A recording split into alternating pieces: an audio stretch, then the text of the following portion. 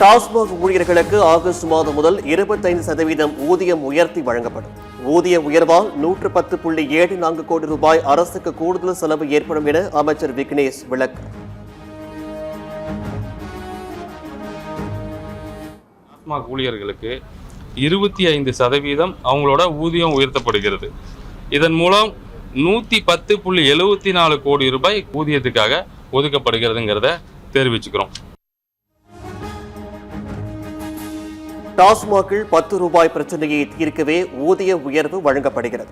MRP விலையை விட கூடுதலாக வசூலிக்கப்பட்டால் பணி நீக்கம் செய்யப்படுவார்கள் என அமைச்சர் விக்னேஷ் எச்சரிக்கை.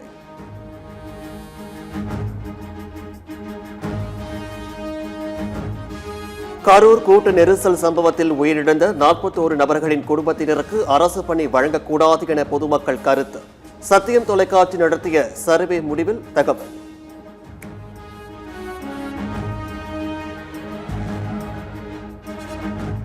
தாவேக எம்எல்ஏவிடம் குதிரை பேர வழக்கில் 3 பேரை காவலில் எடுத்து விசாரிக்க கோரிய மனு.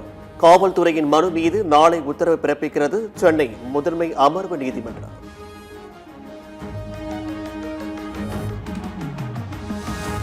தங்கள் உயிருக்கு அச்சுறுத்தல் இருப்பதால் போலீஸ் காவலில் அனுப்பக்கூடாது. குதிரை பேர வழக்கில் நாளை உத்தரவு பிறப்பிக்கும் நிலையில் கைதான 3 பேர் மனு.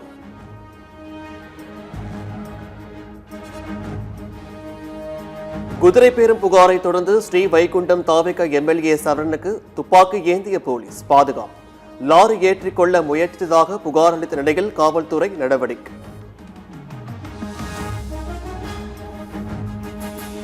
வயநாடு மாவட்டத்தில் நிலச்சரிவுக்கு ஒப்பந்ததாரர்களின் அலட்சியமே காரணம் என முதலமைச்சர் சதீசன் குற்றச்சாட்டு.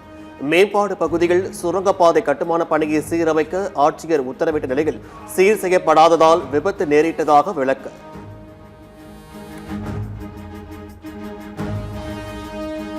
வயநாடு நிலச்சரிவை சீரமைக்கும் பணிகள் களம் இறங்கிய தேசிய பேரிடர் மீட்பு படை. மோப்ப நாய் உதவியுடன் யாரேனும் மண்ணில் புதைந்து உள்ளார்களா என சோதனை.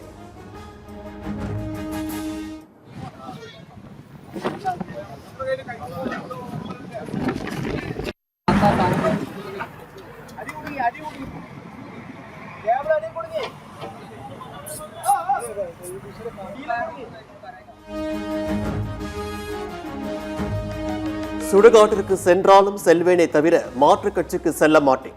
இன்று இபிஎஸ் நடத்திய ஆலோசனை கூட்டத்தில் பங்கேற்காத ஆற்காடு அதிமுக எம்எல்ஏ சுகுமார் விளக்கு.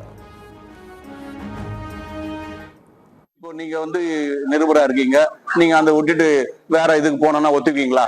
அதனால இது உட்கட்சி விவகாரம். அதனால 100% கிடையாது. சுடுகாட்டுக்கு போவனே கண்டி, ஆனா மாட்டு கட்சிக்கு போக மாட்டேன். ஆட்டை களவாடி சிறை சென்றவர்களை அரசு வழக்கறிஞர்களாகுவதற்கு அதிமுக பொதுச் செயலாளர் எடப்பாடி பழனிசாமி கண்டனம். கடிவாளம் இல்லாத குதிரை போல் தாவேக ஆட்சி தறிக்கெட்டு ஓடுவதாக இபிஎஸ் விமர்சனம்.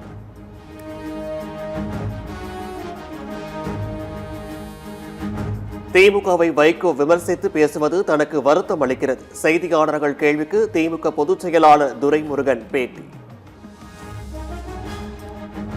திமுகவினுடைய அங்கம் வகிச்சு வந்தவர் அவரு நண்பர் தான். திடீர்னு இந்த மாதிரி பேசுறாரு.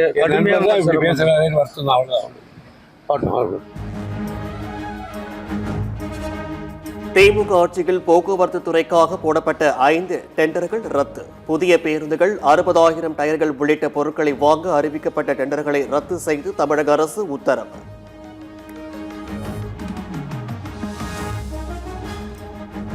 நீர்நிலை ஆக்கிரமிப்புகளை அளவீடு செய்வதற்கு தேவைப்பட்டால் 144 தடை உத்தரவு பிறப்பிக்கலாம் என உயர்நீதிமன்ற மதுரை கிளை கருத்து. நீர்நிலைகளை ஆக்கிரமித்துவிட்டு தப்பித்து விடலாம் என யாரும் நினைக்கக்கூடாது எனவும் எச்சரிக்கை.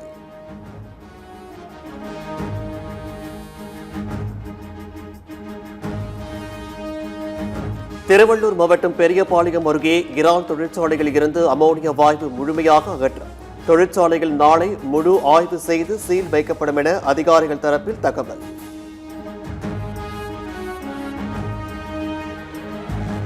தமிழகத்தில் வார இறுதி நாட்களை முன்னிட்டு சிறப்பு பேருந்துகள் இயக்கம். 10 முதல் 12ஆம் தேதி வரை தினசரி இயக்கப்படும் பேருந்துகளுடன் சிறப்பு பேருந்துகள் இயக்கப்படும் என போக்குவரத்து கழகம் அறிவிப்பு.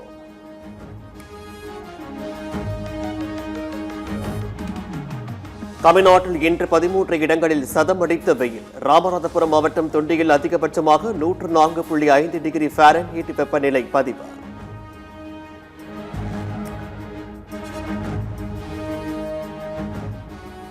டெல்லியில் விட்டுவிட்டு பெய்த கனமழையால் ராஜா திர்சன் பகுதியில் கார் கவிழ்ந்து விபத்து. வேரோடு சாய்ந்து விழுந்ததில் சொகுசு கார் முழுவதும் சேதம்.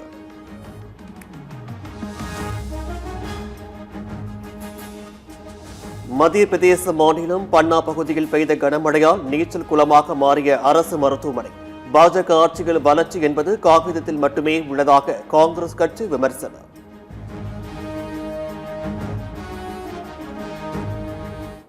कल बाढ़ हो, इतना गंभीर बाढ़ डिलीवरी बाढ़ होता है ऑपरेशन थिएटर के सामने भी पूरे உத்தரப்பிரதேச மாநிலம் மதுராவில் பெய்த கனமழையால் சுரங்கப்பாதைகளில் தண்ணீர் தேக்கம். முழங்கால் அளவு நீரில் சென்ற வாகனங்கள் பழுதானதால் வாகன ஓட்டிகள் அவதி.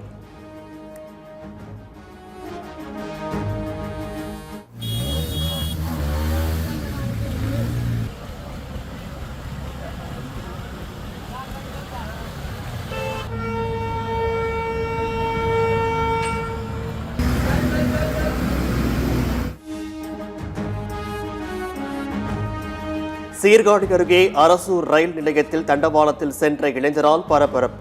உயிரையும் பொருட்படுத்தாமல் மின்னல் வேகத்தில் ஓடி இளைஞரின் உயிரை காப்பாற்றிய கேட் கீப்பருக்கு குவியும் பாராட்டு.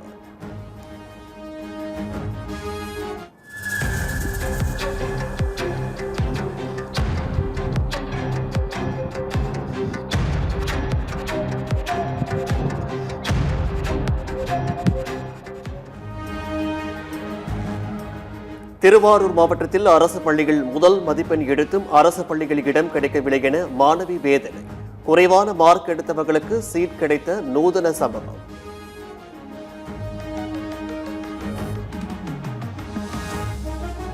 திண்டுக்கல் மாவட்டம் நிலக்கோட்டை அருகே சிறுத்தை நடமாட்டம் இருப்பதாக பொதுமக்கள் பீதி. தேடும் பணியில் வனத்துறை.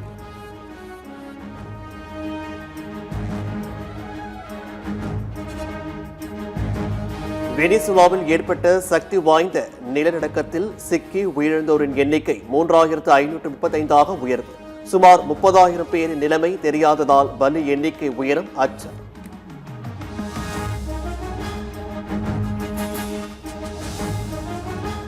ஃபீஃபா உலகக்கோப்பை தொடரில் பெல்ஜியம் அணியிடம் தோற்று வெளியேறிய அமெரிக்காவை கிண்டல் செய்யும் ஈரான் கால்பந்து அணி.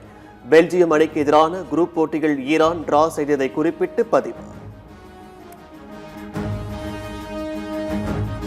ஒரே ஒரு போட்டி மூலம் உங்கள் மகத்துவத்தை வரையறுக்க முடியாது. நீங்கள் எப்போதும் என் இன்ஸ்பெக்ஷன் என ரொனால்டோவை பாராட்டிய இந்திய கிரிக்கெட் வீரர் முகமது சிராஜ்.